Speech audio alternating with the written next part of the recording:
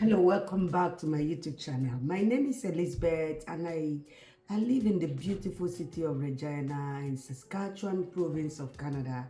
I make videos about travels, lifestyle, immigration, food, and faith.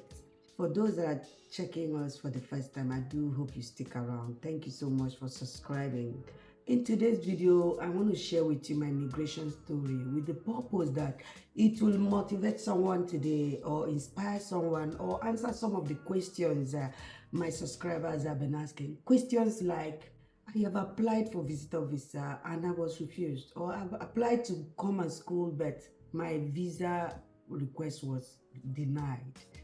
Some other people have said, I have applied for visitor visa or a student visa and now I want to go into the pool. Should I do that? Is that the right thing to do? So my story will inspire you because my story has answers to some of those questions you have sent to me. If you're new on this channel, I do hope you will stick around. Thank you for stopping by and please subscribe, share and like our videos.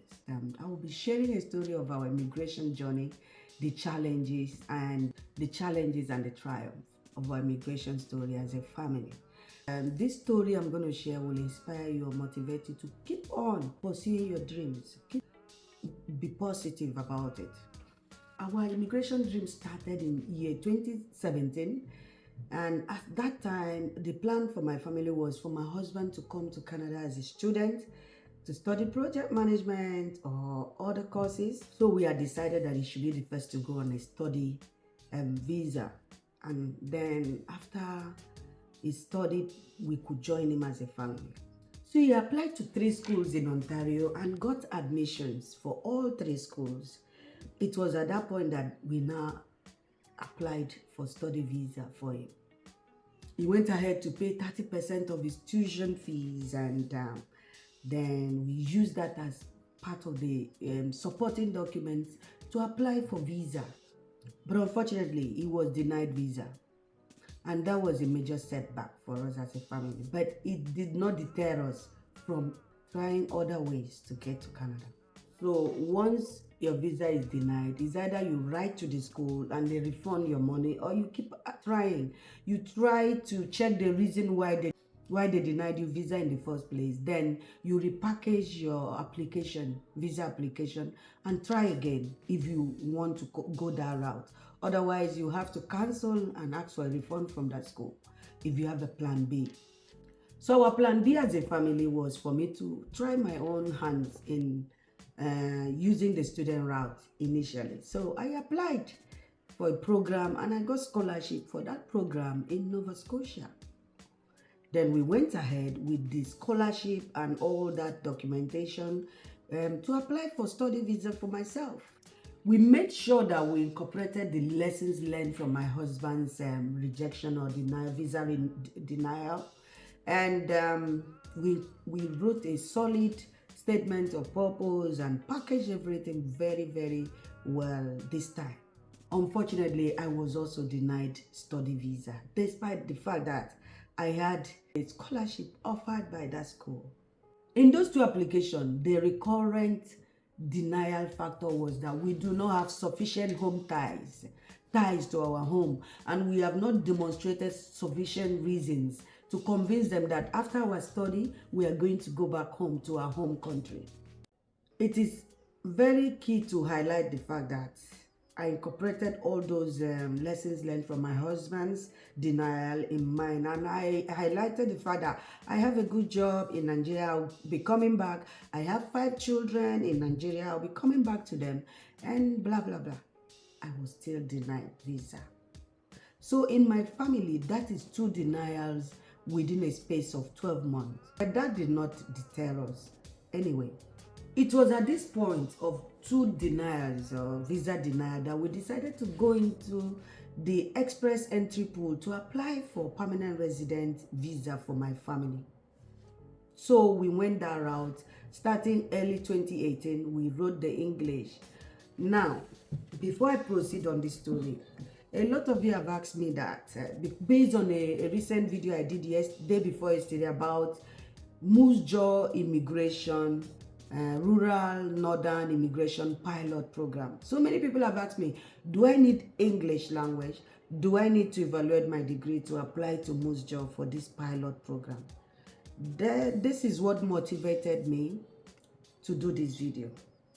If you are planning to come to Canada this year or even next year, the first thing you should do is to evaluate your degrees to ensure that they are equivalent with Canadian degrees. And the second next step you need to do is to write your English. Get these two important steps done before you plan on coming to Canada. Before you can explore the options of immigrating to Canada, those are the two basic steps, because you never know what kind of programs will come up that will need you to quickly apply and get it. So if you don't have the basic steps taken care of, like your English and your evaluation, when opportunities like the Rural Northern Immigration Pilot comes, what will you do? You cannot, like for this one, it will start on the 17th and end on 30th, the intake. So how will you write English? How will you evaluate your degrees in that short period? So I will encourage you, if you're dreaming of coming to Canada this year or next year, please, or even in the future, the first step you should do is to write your English and then evaluate or assess your credentials. Keep them. For the credentials you assess, it will be valid for 5 years. For the English you have written and passed, it will be valid for 2 years. Those 2 years are enough for you to now explore the options of coming to Canada. And there are many ways of coming to Canada. You can come in as an express entry candidate in the pool. You can come in as a provincial nominee candidate. You can come in as a visitor. You can come in as a student. You can come in as an investor. You can come in as other specialized programs they do once in a while in agriculture and the rest of them. So, but first thing first, evaluate your degree. One thing you should do is to write your English. Those are the basic things you have to do, and get ready. Just like the Boy Scouts, be prepared. If you are not prepared with your English language results or your evaluation, degree evaluation reports, how will you now be ready for important updates that we share with you on YouTube channel? So let's continue with the story. It was at that point that we decided to apply as a family for permanent resident visa, and we entered the pool. I was the primary applicant. The rest today, they say, is history.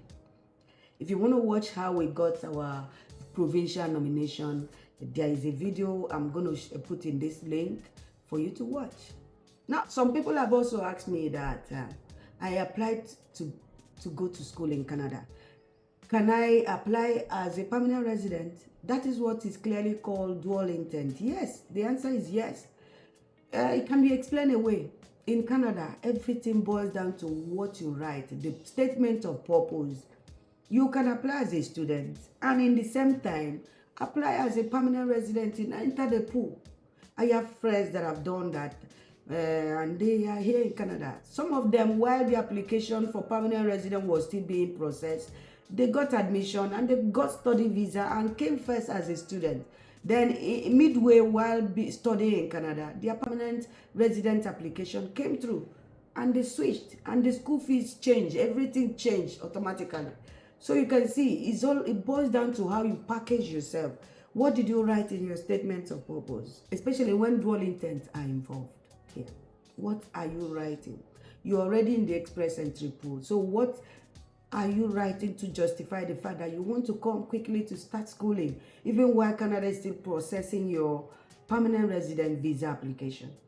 So at the end of the day, it is what you package that will decide whether you get the visas for permanent residents and for students or not. So you have to honestly explain away your reasons. Canada loves honesty and they love to see a clear reason stated in your statement of purpose. So in answer to all your questions you've asked me about should I apply to the Rural Northern Immigration Pilot, if you do not have an English language already, if you do not have a degrees evaluated, I don't think you are the candidate for that program. That program is for those that are already prepared, that even possibly in the express entry pool, exploring to be nominated or to be invited to apply by the provinces, you know. These are the people that are ready. And if you are not with all these steps I've said, this is the time to start. The year is just starting. So your immigration dreams are still valid and they can still come through. But you need to do the first thing first. Evaluate your degrees, write your English, and get those results. Enter the pool, stay in the pool, programs will come. Even while programs are not coming, even if programs are not yet coming, a province may just decide to choose you in the pool. Things happen, my dear. We've heard stories of people that applied for a particular province, and while waiting to be reviewed, another province will just take them, or the federal will just invite them to submit the application. So you can never, when you are in the immigration process game, you can never tell your fate. You can never decide your fate for yourself. Your fate is decided by a lot of factors, the God factor and the provinces and the priorities, what they need inside the pool. So do your best this year to get prepared. Position yourself for success. Set yourself up for success by doing the needful. The other question, can I apply for permanent resident if I've already applied as a student? Yes. Package yourself. Write honestly, justifying why you need to come here as a student, even while processing your permanent resident. It will get through. So I have friends also like that share similar stories like myself and my family, where they applied as a student and they were denied, but then they went ahead to apply as permanent residents and they got in. So sometimes when you package yourself to come here as a visitor or as a student, you could be denied when there are no sufficient reasons or justifications in your statement of purpose. But if you meet the minimum criteria to apply as a permanent resident, I encourage you to seize the opportunity and get in. Anyway, by the way, it's always better to come in as a permanent resident. If you aspire to school, you can do that as a permanent resident in Canada already at a reduced tuition fee. So I just hope with this short video, I've been able to answer your questions that you posed to me in reaction to my earlier video about Moose Jaw Rural Northern Immigration Pilot Program. Good luck with immigration plans this year and next year. I do hope you have the desired result for yourself and your family. Thank you for watching this video and see you on the next one.